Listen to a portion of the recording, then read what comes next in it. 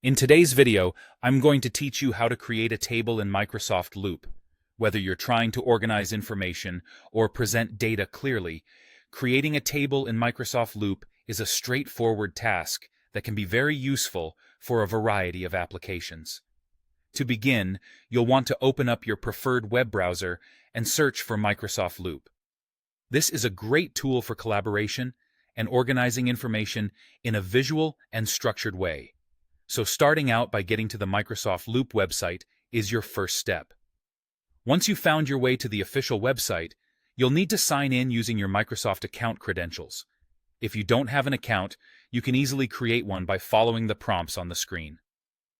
Signing in ensures that all your work is saved and easily accessible, and it allows you to take full advantage of the features that Microsoft Loop offers.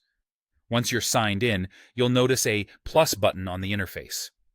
This button is essentially your gateway to adding new components to your Loop page. Clicking on this button will bring up a variety of options for you to choose from.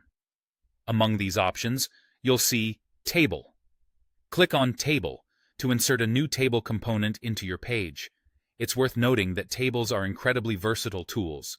They can be used to clearly present data, organize lists, compare options, and much more. Once you've clicked on Table, it's time to start adding your data. You can input text directly into the cells, adjust the number of rows and columns, and even format the table to suit your needs.